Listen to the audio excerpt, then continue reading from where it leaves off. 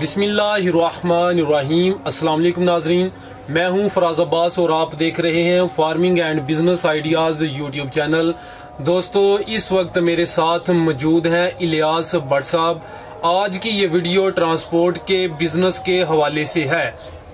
तो इस वक्त जिस बस में हम मौजूद हैं ये सीजो 1990 मॉडल है, तो इसका मुकम्मल रिव्यू करवाऊंगा। इसके बाद इस बस के जो ओनर हैं उनसे इसके अखराजात और इसके प्रॉफिट के मतलब एक तफसीली इंटरव्यू लिया जाएगा। तो चलें अब मैं आपको इसका थोड़ा सा रिव्यू करवाता हूं। तो दोस्तों, ये बस की फ्रंट साइड का व्यू है। सामने आपको सेफ गार्ड नजर आ रहा है, आप इसको अच्छी तरह देख लें।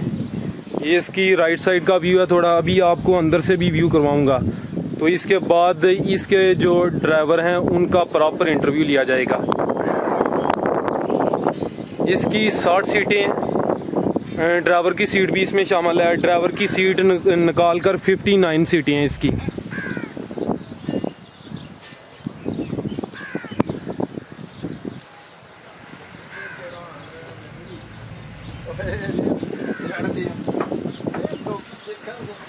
तो अभी आपको इसका अंदर से थोड़ा व्यू करवाता हूँ।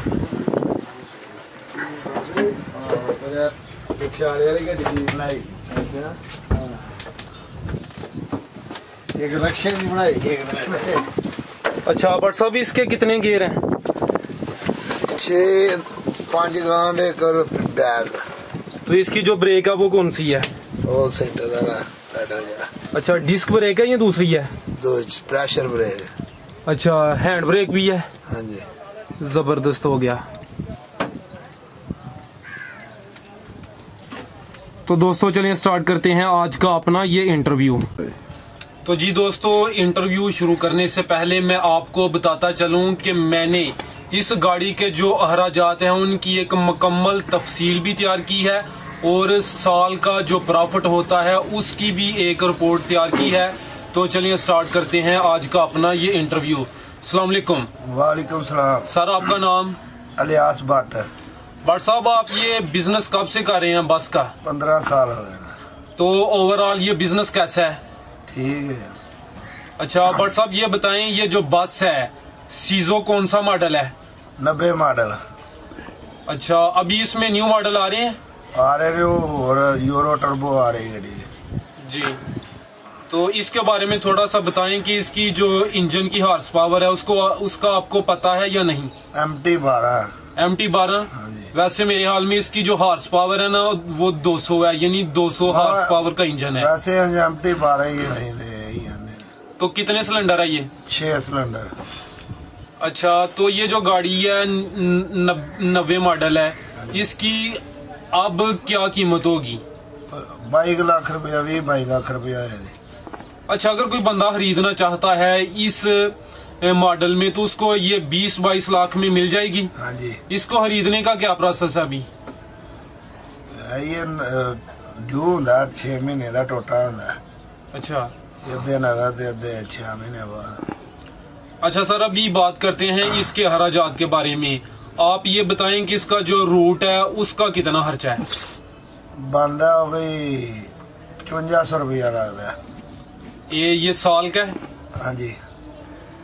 इसके अलावा जो इसके टोकन है उसके अखराजात के बारे में बताएं। वो 3 साल दे भी लाने पेंदे ने, 3 महीने बाद। ज्यादा बहुत लोग 3 महीने बाद ही जमा कराते हैं। अच्छा, वो 2550 रुपया में। अच्छा, 3 महीने जो टोकन का खर्चा वो 2550 है। हाँ जी। इसका मतलब हुआ कि आप साल में 4 दफा जो है ना वो टोकन लगवाते हैं। अगर 3 महीने का 2550 हो तो साल के ये बनते हैं 10,200। अच्छा, अब इसकी पासिंग के बारे में बताएं कि पासिंग का क्या खर्चा है? वो तो 4000 रुपया लगता है। ये कितने माह की होती है पासिंग? 6 माह की। अच्छा, 6 माह की पासिंग का हो गया 4000। इसका मतलब हुआ कि साल का पासिंग का 8000 खर्चा है। इसके अलावा इसकी कोई अड्डे की पर्ची भी होती है? हाँ पर्ची होंगी अड्डे तो बाहर निकलने दी जो शहर च बनना उन्होंने पर्ची होंगी। आप ये बता रहे थे कि किला कालर वाला से सियालकोट चलाती है ना बस? हाँ जी। तो पर्ची के हवाले से बताएं, क्या जब आप सुबह किला कालर वाला से सियालकोट आते हैं तो कितनी पर्ची देते हैं और किस किस जगह पर्ची देते हैं? पसरोरे पर्ची उथे 50 रुपए दे दी है जी। सियालकोट आ गए 120 दे दे पर्ची दे। अच्छा, सियालकोट 120 और पसरोर में आप 50 रुपए देते हैं, यानी रोजाना पर्ची के आपके हो गए 170 रुपए। हाँ जी। तो महीने के ये बनते हैं 5100 और अगर एक साल का हिसाब लगाया जाए तो ये बनते हैं 61,200। अच्छा सर, आप ये बताएं कि इसका जो इंजन ऑयल है, मोबाइल ऑयल, वो कितनी देर बाद आप चेंज करते हैं? 15 दिन बाद। 15 दिन बाद। कितना खर्चा है इसका? 5400 रुपया। 15 दिन में आपकी गाड़ी कितने किलोमीटर चलती है? रोजाना की कितने किलोमीटर चलती है? 120 किलोमीटर। इसका मतलब है कि आप अगर 15 दिन के बाद चेंज करते हैं तो आपकी गाड़ी जब 1800 किलोमीटर चल जाती है तब आप इसका जो इंजन ऑयल है वो चेंज करते हैं, और ये 15 दिन के बाद जो चेंज करते हैं एक दफा का खर्चा है 5500। तो महीने का हो गया 11,000, यानी महीने में 2 दफा चेंज करते हैं। अगर 11,000 के हिसाब से साल का हिसाब लगाया जाए तो ये बनता है 1,32,000। अच्छा सर, इसके जो टायर हैं वो कितनी देर बाद आप चेंज करते हैं? साल बाद। पिछले और अगले दोनों? हाँ जी। साल बाद चेंज करते हैं सारे। अच्छा, टोटल 6 टायर हो गए इसके। हाँ जी। तो एक जोड़ी कितने की आती है? 1,20,000। एक जोड़ी की कीमत है 1,20,000। तो टोटल ये 3 जोड़ियां बनती हैं, यानी 6 टायर, और ये चेंज करते हैं साल बाद।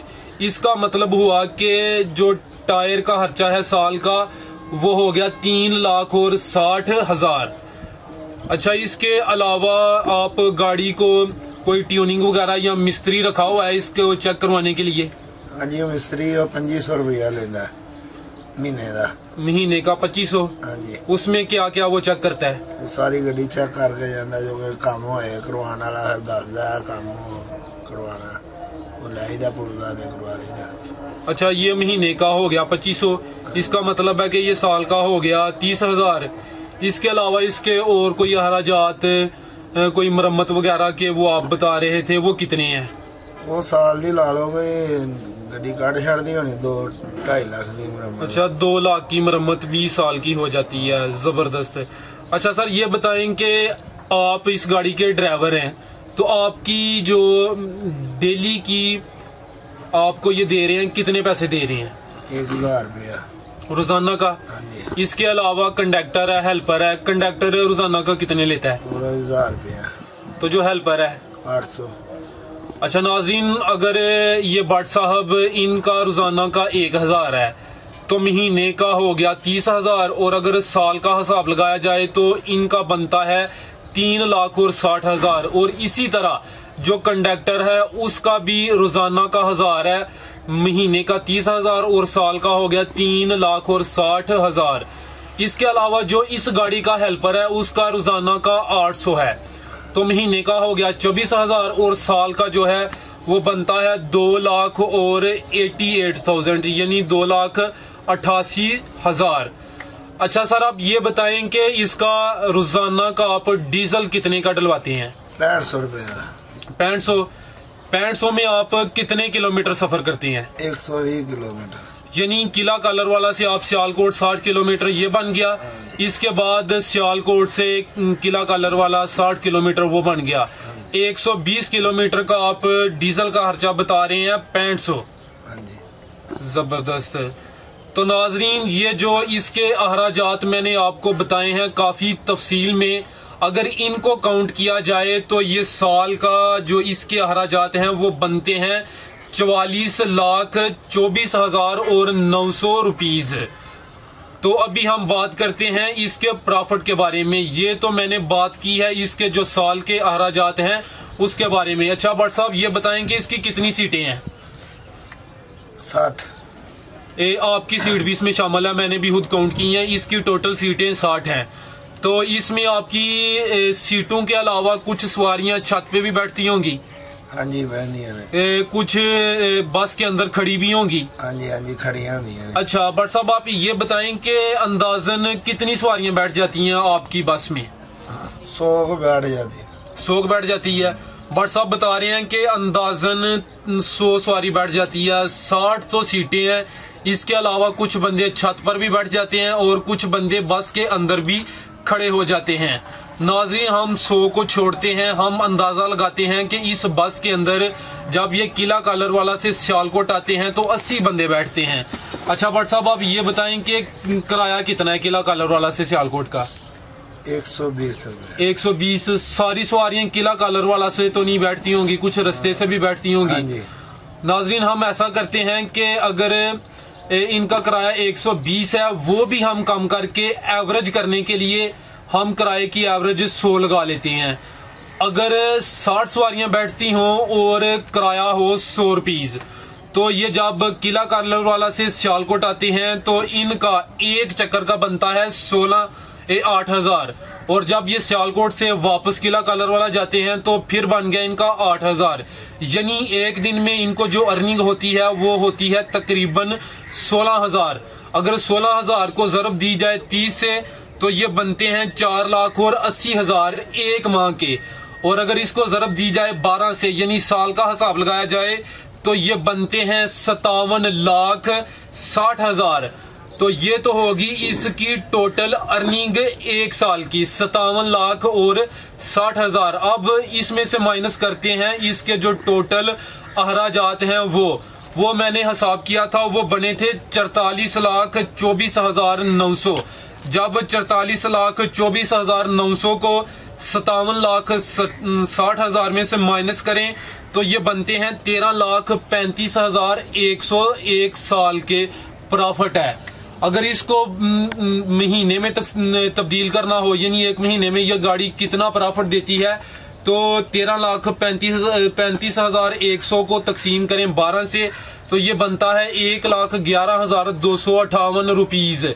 लेकिन यहाँ काबिल जिक्र बात यह है कि ये गाड़ी जो है ये पक्का टाइम है किला कॉलर वाला से सियालकोट, और ज्यादातर फैक्ट्री मुलाजमीन और मजदूर तबका इसमें सफर करता है। इसका मतलब है कि इतवार की छुट्टी भी आती है, इसके अलावा ईद की छुट्टियां हो गई, इसके अलावा भट्ट साहब बता रहे थे कि रमजान में और इसके अलावा मुहर्रम में इनका काम जो है वो कम होता है, यानी सवारियां कम मिलती हैं। तो अगर आप 1,11,000 महीने का छोड़ दें, आप इसमें से कुछ माइनस कर लें तो ये गाड़ी ज्यादा नहीं तो एक महीने का तकरीबन 70-80 लाख प्रॉफिट दे देती है सारे अखराजात निकाल कर। तो भट्ट साहब, अगर कोई बंदा ये कारोबार करना चाहता है तो आपका उसको क्या मशवरा है? उन्हें अपने ज़हन में करना है ना, काम ये करना है, वैसे हर बंदा नहीं काम कर सकता।